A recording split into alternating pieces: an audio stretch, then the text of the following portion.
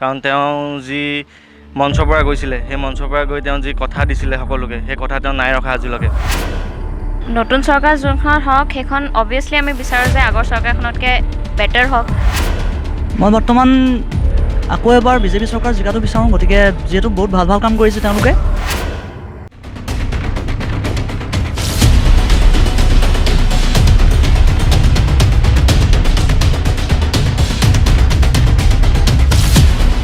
North ইষ্টৰ বিশেষ অনুষ্ঠান কেম্পাছে কি কৰিলে সকলোকে স্বাগতম জনাইছোঁ। আৰু মই আজি বৰ্তমান উপস্থিত আছোঁ শিৱসাগৰ বাণিজ্য মহাবিদ্যালয়ত। আৰু আজি আমি এই বাণিজ্য মহাবিদ্যালয়ৰ ছাত্ৰ ছাত্ৰীসকলৰ লগত আগন্তুক বিধানসভা নিৰ্বাচন সম্পৰ্কত বিভিন্ন কথা জানিব বিচাৰিম, তেওঁলোকৰ মন্তব্য বিচাৰিম, তেওঁলোকে কেনেধৰণৰ চৰকাৰ বিচাৰে, তেওঁলোকে কেনেধৰণৰ জনপ্ৰতিনিধি বিচাৰে ইত্যাদি কথা। আৰু সকলো কথা আমি আজি শিৱসাগৰৰ বাণিজ্য মহাবিদ্যালয় কেম্পাছত ছাত্ৰ ছাত্ৰীসকলৰ লগত তেওঁলোকৰ মত বিনিময় কৰি সকলো কথা আমি জানিব বিচাৰিম। নিৰ্বাচন আহি পাইছে, নিৰ্বাচনৰ প্ৰচেষ্টা সকলোৱে চলাই গৈ আছে, নিজৰ নিজৰ মতেৰে তেওঁলোকে গৈ আছে। কাৰণ নতুনকৈ দুটা দলো গঠিত হ'ল, তেওঁলোকেও নিজৰ নিজৰ কামবোৰ সফলতাৰে কৰি গৈ আছে। তেওঁলোকেও আশাবাদী যে নতুনকৈ তেওঁলোকে এক নতুনত্ব পৰিৱৰ্তন আনিব সমাজৰ হকে, ৰাইজৰ হকে।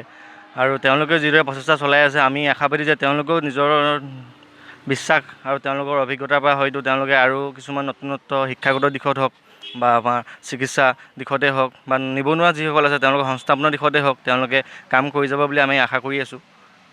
বৰ্তমানৰ বিজেপি চৰকাৰখন সৰ্বানন্দ সোণোৱালে জাতি মাটি ভেটি ৰক্ষা কৰাৰ কথা কৈছিলে। তুমি ভাবানে প্ৰকৃতাৰ্থত সৰ্বানন্দ সোণোৱালে জাতি মাটি ভেটি ৰক্ষা কৰিব পাৰিছে? সেইটো তেওঁ নাই পৰা, কাৰণ তেওঁ নিজৰ কথাত অতুল নাই। কাৰণ তেওঁ যি মঞ্চৰ পৰা গৈছিলে, সেই মঞ্চৰ পৰা গৈ তেওঁ যি কথা দিছিলে সকলোকে, সেই কথা তেওঁ নাই ৰখা আজিলৈকে। কাৰণ তেওঁলোকে যেতিয়া প্ৰতিদ্বন্দ্বিতা কৰি জিকিছিলে, জয়জাল লাভ কৰিছিলে, তেওঁলোকে প্ৰতিশ্ৰুতি দিছিলে যে বাংলাদেশী আমাৰ অসমৰ পৰা খেদিব। কিন্তু তাৰ পৰিৱৰ্তে তেওঁলোকে বাংলাদেশী সংস্থাপন দিবলৈ কাম কৰিলে, নতুন নতুন নিযুক্তি দিবলৈ ধৰিলে। কাৰণ সেই অনুপাতে আমাৰ ছাত্ৰ সমাজে কা আন্দোলনো কৰিলে, গোটেই অসমৰ ৰাইজে কা আন্দোলনত এক ভূমিকা অংশগ্ৰহণ কৰিলে যাতে বাংলাদেশী আমাৰ অসমত কোনোমতে আহিব নিদিয়ে। কাৰণ তেওঁলোকৰ প্ৰভাৱে হয়তো আমাৰ আহিবলগীয়া নৱপ্ৰজন্মক প্ৰভাৱ পেলাব পাৰে। তাৰ বাবে আমাৰ আগন্তুক দিনতো ছাত্ৰ সমাজৰ লগতে আমাৰ অসমৰ সকলো জনসাধাৰণে কা আন্দোলন কৰি যাব। কা আন্দোলনে এইবাৰ নিৰ্বাচনত প্ৰভাৱ পেলাবনে? কা আন্দোলনে নিশ্চয় প্ৰভাৱ পেলাব। কাৰণ সমগ্ৰ অসমে দেখি আহিছে চৰকাৰখনে কৰিছে, কাম নকৰা বুলি নকওঁ, কিন্তু কিছু কিছু ক্ষেত্ৰত এনেকুৱা কাম কৰিছে যিবোৰ সমাজৰ বিৰোধী হৈ পৰিছে, সমাজখন তেওঁলোকৰ বিৰোধী হৈ পৰিছে। সেইবাবে কা আন্দোলনে তেওঁলোকক যথেষ্ট প্ৰভাৱ পেলাব। আৰু এইবাৰ অখিল গগৈ শিৱসাগৰৰ পৰা নিৰ্বাচনত অৱতীৰ্ণ হৈছে, তুমি আশাবাদী নে অখিল গগৈ জিকিব বুলি? মই জয়লাভ কৰিব বুলিতো নকওঁ, কিন্তু তেওঁলোকৰ নিজৰ প্ৰচেষ্টা চলাই আছে। কাৰণ তেওঁলোকৰ যি দলীয় লোকসকল তেওঁলোকে নিজৰ প্ৰচেষ্টা চলাইছে, কিন্তু এইটো নকওঁ যে তেওঁ জয়লাভ নকৰিব বুলি। সেইটো সময়ে ক'ব, ৰাইজে ক'ব, ৰাইজৰ হাতত, কাৰণ ভোটদানৰ ক্ষমতা ৰাইজৰ হাতত আছে, ৰাইজে দিব সেইটো। নতুন চৰকাৰ হ'ব এতিয়া গম পাইছা, নতুন চৰকাৰখনে অসমৰ কি কি সমস্যা সমাধানত গুৰুত্ব দিব? মোৰ মতে ইয়াত যিমান অৰ্গেনাইজেশ্যন নতুন আহিব বিচাৰে, যেনেকৈ কোনোবা এটা বাহিৰৰ multinational company like TCS, Wipro যিমান আছে, টাটা, এইবোৰ যদি ইয়ালৈ আহিব বিচাৰে, মই বিচাৰোঁ তেহেঁতক ইয়াত বেলেগ কোনোবাই বাধা নিদিয়ে। আপোনালোকে গম পাবই যে শিৱসাগৰটো কিমান ভাল জেগা, ইয়াত কিমান ৰিচ'ৰ্চেছ আছে, কিমান জেগা আমি টুৰিজম হওক, এডুকেশ্যনেল হওক বা এনেকৈ লেণ্ড ৰিচ'ৰ্চেছো আছে য'ত আমি বহুতখিনি ছেটআপ কৰিব পাৰোঁ। কিন্তু সেনেকুৱা হ'ব নোৱাৰিছে বা কেলৈ নহৈছে সেইখিনিতো চবেই গম পায়। মই বিচাৰোঁ যোনটো নতুন চৰকাৰ আহে ইয়াত ডেভেলপমেণ্ট হোৱাটো বহুত আৱশ্যক। ইয়াত বহুতখিনি হ'ব পাৰে, অকল শিৱসাগৰ বুলি নহয়, গোটেই অসমখনে হ'ব পাৰে। যোনখন চৰকাৰ আহে ইয়াত যদি ক'ৰবাত ভাল এটা ইনষ্টিটিউট বনাবলৈ বিচাৰে, তাত বহুত ল'ৰা ছোৱালী পঢ়িব পাৰিব, এডুকেশ্যনটো বাঢ়িব, আমিখিনিও পাৰিম। যেনেকৈ মই যদি মাষ্টাৰ্ছ কৰিব বিচাৰোঁ, ইয়াত ভাল ভাল ইনষ্টিটিউট থাকিলে বাহিৰত যাব নালাগে। আৰু যিমান গাঁৱৰ মানুহবোৰ আছে তেহেঁতিতো ভালকৈ পাৰিব পঢ়িবলৈ। মানুহবোৰ এটা ইণ্ডিভিজুৱেল চবটো হিউমেন ৰিচ'ৰ্চ হয় ন, পাৰ্টিকুলাৰ যদি হিউমেন ৰিচ'ৰ্চবোৰে যদি ভাল হৈ যায় আৰু কি ডেভেলপমেণ্ট লাগে। আমাৰ লগত কেইগৰাকীমান ছাত্ৰী আছে, আমি তেখেতসকলৰ মনৰ কথা জানিব বিচাৰিম। নিৰ্বাচন আহি পাইছে গম পাইছে এতিয়া হয়। অসমত কেনেকুৱা এখন চৰকাৰ আশা কৰা তোমালোকে নতুন এখন চৰকাৰ নতুন চৰকাৰ যোনখন হওক সেইখন অবভিয়াছলি আমি বিচাৰোঁ যে আগৰ চৰকাৰখনতকৈ বেটাৰ হওক। যোনখিনি কাম আগৰ চৰকাৰকেইখনৰ পৰা আমি এক্সপেক্ট কৰিছিলোঁ বা কৰিব নোৱাৰিলে সেইখিনি তেওঁলোকে কৰক। ভাল এডুকেশ্যন ছিষ্টেম এটা হওক। ইয়াত দেখিছোঁ বহুত পভাৰ্টি আছে, বহুত দুখীয়া মানুহ আছে। দুখীয়া মানুহখিনিৰ কাৰণে কিবা কৰক।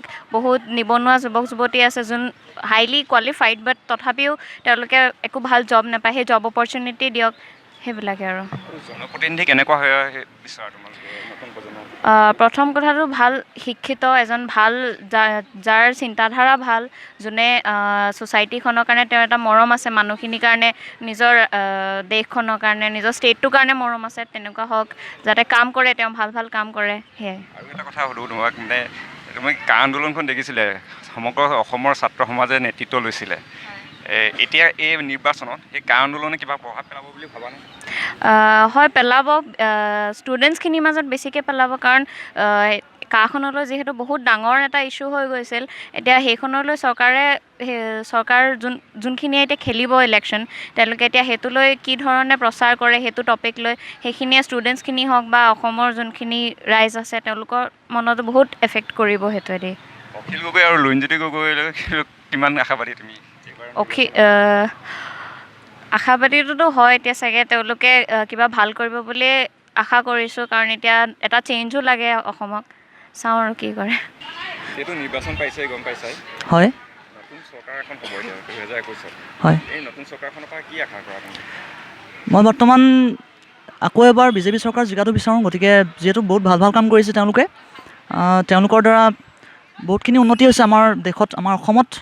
গতিকে বিশেষকৈ নৰেন্দ্ৰ মোদী ডাঙৰীয়াই আমাৰ কাৰণে ভালেমান কষ্ট কৰি আছে। তেওঁ এইবাৰৰ কাৰণে অসমত আহিছে, এবাৰ দুবাৰ নহয়, তেওঁ ভালেমান বাৰ আমাৰ অসমলৈ আহিছে। আমাৰ অসমত যিখিনি নিবনুৱা সমস্যা আছে তেওঁলোকে দূৰ কৰিবৰ কাৰণে চেষ্টা কৰি আছে। আৰু মই ভাবোঁ ভৱিষ্যতে তেওঁলোকে আৰু ভাল ভাল কাম কৰিব। আৰু বিজেপি চৰকাৰে বহুতখিনি ভাল কাম কৰি আছে আৰু আগলৈ ভালেমান কাম কৰিব বুলি মই আশা ৰাখিছোঁ।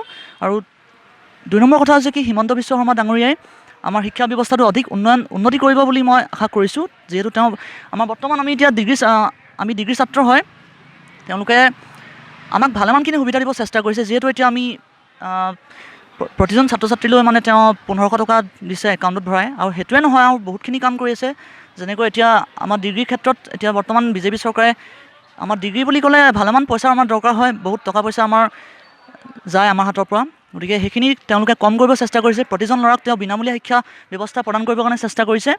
গতিকে মই ভাবোঁ আগলৈ যাতে বিজেপি চৰকাৰখনেই আমাক চম্ভালিব ভালদৰে। সমাজে নেতৃত্ব দিছিলে, এই কা আন্দোলনে এইবাৰ নিৰ্বাচনত প্ৰভাৱ পেলাব বুলি ভাবানে? অলপমান পেলাব পাৰে, য'ত নেকি ইমানখিনি হুলস্থুলীয়া পৰিৱেশ এটা সৃষ্টি হৈছিল সেই সময়ত। গতিকে তাৰ বিষয়ে ইমান মই বহলাই ক'ব নাজানিম। গতিকে মই কাৰ বিষয়ে বিশেষ নাজানো। অখিল গগৈ আৰু লুৰিণজ্যোতি গগৈ দুয়োগৰাকীয়ে এইবাৰ নিৰ্বাচনত অৱতীৰ্ণ হৈছে, কি ক'বা? তাৰ বিষয়ে তেওঁলোকে আৰু উন্নতি কৰক বুলি ভাবোঁ। তেওঁলোকে যি বিচাৰিছে তেওঁলোকৰ আশাটো পূৰণ হওক। যিহেতু নিৰ্বাচন পাইছে গম পাইছা এতিয়া, হয় তুমি এগৰাকী যুৱ প্ৰতিনিধি হিচাপে হয়। তুমি কেনেধৰণৰ চৰকাৰ বিচৰা? চৰকাৰ হিচাপত মানে এনেকুৱা এখন চৰকাৰ বিচাৰোঁ যি চৰকাৰে মানে দুখীয়া দৰিদ্ৰসকলক সহায় কৰে আৰু আমাৰ এই ষ্টুডেণ্টবিলাকৰ কাৰণেও মানে চিন্তা কৰে। আৰু নেক্সট মানে এখন ভাল চৰকাৰে বিচাৰোঁ, তেনেধৰণৰ আৰু। তোমাৰ মানে অসমৰ সমস্যাসমূহ সমাধান কৰিব পাৰিছে নেকি বুলি ভাবানে তুমি? সেইটো ক্ষেত্ৰত পৰাটো বহুতখিনিয়ে পাৰিছে। আমাৰ হিমন্ত বিশ্ব শৰ্মা ডাঙৰীয়াই তেওঁ বহুতখিনি কৰিছে, নকৰা নহয় বাৰু। বহুতখিনি মহিলাক বহুতখিনি ধৰণৰ সুবিধাও দিছে, আত্মসহায়ক গোটৰ বহুতখিনি সহায়ো কৰিছে। তেওঁলোকে বহুতখিনি কৰিছে, নকৰা নহয়। আৰু মই তেওঁলোকৰ নিচিনা এখন ভাল চৰকাৰে বিচাৰোঁ। এইবাৰ শিৱসাগৰ সমষ্টিৰ পৰা অখিল গগৈ নিৰ্বাচনৰ অৱতীৰ্ণ হ'ব। তুমি শিৱসাগৰবাসী হিচাপে অখিল গগৈক বিচাৰণে বিধায়ক পদ? বিচাৰিছোঁ। তেওঁ সকলো কামত আহে আৰু তেওঁ এইবাৰ ইলেকশ্যন জিকি পেলাই আকৌ সেই আগৰ যোনখিনি কাম কৰা নাছিলে সেইখিনি কাম সম্পূৰ্ণ কৰিব বুলি আশা কৰিছোঁ।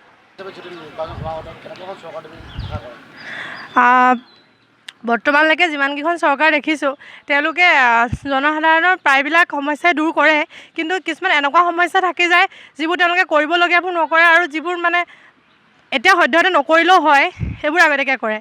পৰিৱৰ্তন হ'ল কিন্তু বহুত থাকিয়ে গ'ল কৰিবলৈ মানে এতিয়াও বহুতো পিছপৰা গাঁও আছে ৰাস্তা পদূলি আছে বহুত কিন্তু সেইবোৰ তেনেকেই থাকি গ'ল তেওঁলোকে হয়তো সেইফালেদি অহা যোৱা কৰে কিন্তু ৰাস্তা পদূলিটো ঠিক কৰি নলয় মানে এতিয়া আশা কৰোঁ যিখন এতিয়া আহিব 21 চনৰ নিৰ্বাচনৰ পিছত যাতে তেওঁ যিবোৰ সমস্যা আছে গাঁওবিলাকৰে হওক বা নগৰৰ কিছুমান সমস্যা মানে সমাধান কৰে যেন আৰু সেইটোৱে এই আঞ্চলিক দল দুটা এতিয়া জন্ম হৈছে সেইকেইটা অসম জাতীয় পৰিষদ হয় তেওঁলোকে কৰিব বুলি আশাটো আছে যেন কিন্তু উচ্চ স্থান পালে যেন চবৰে জানো হেৰি হৈ নাযায় জানো এইটো কি চবে আৰু অলপ তলখিনি এৰি দিয়ে কৰিবলৈ প্ৰথমতে চবেই কয় কৰিম বুলি কিন্তু এতিয়া তেওঁলোকে অহাৰ পিছত কৰে বা নকৰে কৰিব বুলি আশা আছে আৰু হয় আজি আপোনালোকে দেখিলে শিৱসাগৰ বাণিজ্য মহাবিদ্যালয়ৰ ছাত্ৰ ছাত্ৰীসকলে আগন্তুক নিৰ্বাচন সম্পৰ্কত তেওঁলোকৰ মনৰ কথা ব্যক্ত কৰিলে আমাৰ আগত আৰু পৰৱৰ্তী সময়ত আমি শিৱসাগৰ আন মহাবিদ্যালয় যাম আৰু সেইসমূহ মহাবিদ্যালয়ৰ কেম্পাছে কি কয় আগন্তুক নিৰ্বাচন সম্পৰ্কত তাক আমি দেখুৱাবলৈ চেষ্টা কৰিম